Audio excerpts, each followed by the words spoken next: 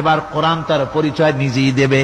কেউ যদি কোরআনের কাছে জিজ্ঞাসা করে, কোরআন তুমি কোথা থেকে নাজিল হয়েছ, কে তোমাকে নাজিল করেছে, এই প্রশ্ন যদি কেউ কোরআনের কাছে করে, কোরআন নিজেই তার জবাব দিতে পারে কিনা?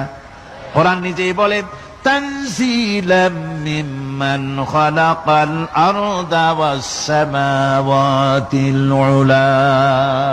এ কোরআন নাজিল করেছেন তিনি, যিনি ওই সুউচ্চ আকাশ আর জমিনকে যিনি সৃষ্টি করেছেন, সেই আল্লাহ আমারে নাজিল করেছেন।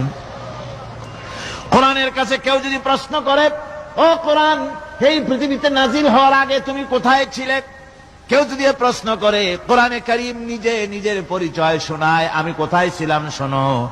বাল হুয়া কুরআনুম মাজিদুন ফি লাউহিম মাহফুজ।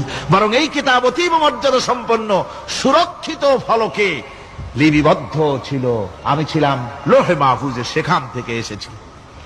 যদি কেউ প্রশ্ন করে, কোরআন কি, কোরআন তুমি কার উপরে অবতীর্ণ হয়েছ, জবাব কোরআন নিজেই দেয়, ওয়া আমিনু বিমা নুজিলা আলা মুহাম্মাদ ওয়া হুয়াল হাক্কু মির রাব্বিহিম। ঈমান আনো সেই জিনিসের উপরে যেটা মুহাম্মদ সাল্লাল্লাহু আলাইহি ওয়াসাল্লামের উপর অবতীর্ণ হয়েছে। আবার অন্য আয়াতেও জবাব পাওয়া যায়, তাবারাকাল্লাযী নাযালাল ফুরকানা আলা আবদিহি লিয়াকুনা লিল আলামিনা নাযীরা। অতীব বরকতপূর্ণ মহান সত্তা সেই আল্লাহ রাব্বুল আলামিন, যিনি তার বান্দার পরে ফুরকান অবতীর্ণ করেছেন। সুবহানাল্লাহি ওয়া বিহামদিহি। কোরআনের নাম আমি বলেছিলাম শুধু কোরআন নয়, অনেক নাম আছে। কোরআনের আরেক নাম ফুরকান। কোরআনের আরেক নাম কি? আল ফারকু বাইনাল হক্কি ওয়াল বাতিল। কোরআন হচ্ছে সেই মহাসত্য যা মিথ্যা এবং সত্যের মধ্যে পার্থক্য সূচিত করে, মঙ্গল এবং অমঙ্গলের মধ্যে পার্থক্য সৃষ্টি করে, যা সত্য এবং মিথ্যার মধ্যে তাফরিকা সৃষ্টি করে, সত্যকে মানুষকে বুঝিয়ে দেয়। তার নাম হচ্ছে ফুরকান। এবার যদি প্রশ্ন করা হয়, ও কোরআন, বুঝলাম তুমি লোহে মাহফুজে ছিলে, বুঝলাম তুমি নবীজির উপরে নাজিল হয়েছ, এবার বলো তুমি কোন মাসে নাজিল হয়েছ, তুমি তো আসছিলা প্রথম কোন মাসে নাজিল হয়েছ? এ প্রশ্ন যদি কেউ করে, কোরআন তার জবাবে বলবে, শাহরু রমাদানাল্লাযী উনজিলা ফীহিল কুরআন। রমজানের পবিত্র মাসে আমি অবতীর্ণ হয়েছি। সুবহানাল্লাহ। যদি প্রশ্ন করা হয়, রমজানে তো আসছো, কিন্তু প্রথম নাজিল হয়েছিল কোন সময়, ওটা কি দিন ছিল না রাত ছিল? কোরআন তার জবাবে বলে, ইন্না আনজালনাহু ফি লাইলাতিল কদর। কদরের পবিত্র রাতে আমি এই পৃথিবীতে আমার আগমন ঘটেছিল। যদি প্রশ্ন করা হয়, বুঝলাম সবই, কেন নাজিল হয়েছে তুমি, এই পৃথিবীতে তোমার আসার উদ্দেশ্য কি, মূল কাজটা কি, এই প্রশ্ন যদি করা হয়, কোরআনে কারীম তার জবাবে বলে, শোনো কেন এসেছি। লিতুখরিজান নাসা মিনাজ যুলুমাতি ইলান নূর। আমার মিশন হচ্ছে গোটা বিশ্ব মানবতাকে পুঞ্জীভূত জমাট বাঁধা অন্ধকারের ভেতর থেকে টেনে বের করে আলোর সন্ধান দিতে, আলোর দিকে আনার জন্য আমি কোরআন নাজিল হয়েছি। গোটা পৃথিবীর মানুষ আছে অন্ধকারের ভিতরে। কিসের মধ্যে? অন্ধকার কি? অন্ধকার হচ্ছে পুঁজিবাদ, অন্ধকার সমাজতন্ত্র, অন্ধকার ধর্ম নিরপেক্ষতাবাদ, অন্ধকার জাতীয়তাবাদ। মানুষের তৈরি করা যত মতবাদ সব কি? জোরে কোন, সবগুলি কি? অন্ধকার। এই অন্ধকারের ভেতর থেকে মানুষগুলিকে টেনে আনবে কোরআন কিসের দিকে? আলোর দিকে।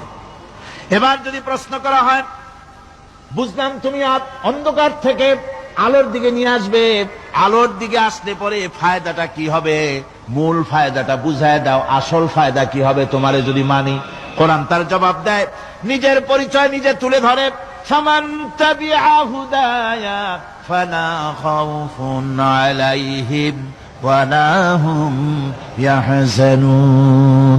এই কোরআনকে যদি মেনে চলো, এই কোরআনের আইন যদি মানো, সমাজে মানো, ব্যক্তিতে মানো, পরিবারে মানে, রাষ্ট্রে মানো, জীবনের সব ক্ষেত্রে সমস্ত জায়গায় যদি এই কোরআনকে মেনে চলো, ফালা খাউফুন আলাইহিম, তাহলে তোমাদের কোনো ভয় থাকবে না, ওয়ালা হুম ইয়াহজানুন, কোনো চিন্তাও থাকবে না। কিসের ভয় থাকবে না? কোরআনের আইন মেনে যদি চলো সমাজে ও রাষ্ট্রে, চুরির ভয়, ডাকাতির ভয়, জেনার ভয়, হত্যার ভয়, সন্ত্রাসের ভয় কোনো ভয় থাকবে না। ওয়ালা হুম ইয়াহজানুন, চিন্তাও থাকবে না। খাওয়া পড়া, শিক্ষা, চিকিৎসা, বাসস্থান, এগুলির কোনো চিন্তা থাকবে না। কোরআনের সমাজে সব কিছুর গ্যারান্টি দেওয়া হবে, সবগুলি পেয়ে যাবে। এখন যদি আবার প্রশ্ন করা হয়, কোরআন বুঝলাম তোমারে মানলে পরে সব ফায়দা হবে, তাহলে এবার জবাব দাও, তোমার ভিতরে কি রাজনীতি আছে নাকি? আমি তো মানুষ, আমার রাজনীতি করা লাগে। Man is social animal. আমরা তো জঙ্গলের পশু নই, আমরা তো মানুষ। আমাদের সমাজ আছে, আমাদের পৌর নির্বাচন আছে, আমাদের জাতীয় নির্বাচন আছে, আমাদের কলকারখানা আছে, জমিন আছে, আমাদের রাজনীতি, অর্থনীতি, সমাজনীতি আছে, পারিবারিক নীতি আছে, অনেক নিয়ম মালা আছে, নিয়ম নীতি আছে। তোমারে মানলে তোমার ভিতরে কি ওগুলো আছে নাকি, সে কথা বলো। কোরআন তার জবাবে বলে, وَنَزَّلْنَا عَلَيْكَ الْكِتَابَ تِبْيَانًا لِكُلِّ شَيْءٍ وَهُدًى وَرَحْمَةً وَبُشْرَى لِلْمُسْلِمِينَ। কোরআন জবাবে বলে, শুনে রাখো, শুধু অর্থনীতি সমাজনীতি নয়, শুধু রাজনীতি আর শিক্ষানীতি, যুদ্ধনীতি নয়, তোমার জীবনে যা কিছু দরকার, ইহকালে যা কিছু দরকার, পরকালে, সব কথাগুলি আল্লাহ রব্বুল আলামিন আমি কোরআনের সিনার ভিতরে খুলে খুলে বর্ণনা করে দিয়েছেন। সব কথা এ কোরআনে কারীমের ভিতরে রয়েছে। তোমার এমন কোন জিনিস নাই যা তুমি কোরআনে কারীমের মধ্যে পাবে না। তোমার সমস্ত প্রয়োজন আমার বুকের মধ্যে আল্লাহ দিয়ে দিয়েছেন। বিজ্ঞান আছে, দর্শন আছে, ইতিহাস আছে, সব আছে এর মধ্যে। তবে কোরআনের মধ্যে বিজ্ঞান আছে বলে আমি এটাকে বিজ্ঞানের কিতাব বলবো না, দর্শন আছে বলে দর্শনের কিতাব আমি বলবো না, রাজনীতি আছে বলে কোরআনকে আমি রাজনীতির কোন কিতাব বলবো না। কোরআন তাহলে কি?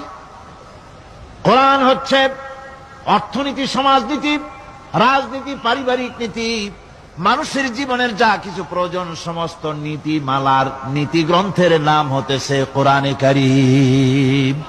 সমস্ত নীতিমালার নীতি গ্রন্থ কোরআন। এখানে রয়েছে সব কিছুর উৎস, যেটা গ্রহণ করলে পরে মানুষ আরামে থাকতে পারবে। অমুসলিম নাগরিক বৃন্দ তাদের নাগরিক মর্যাদা পাবে।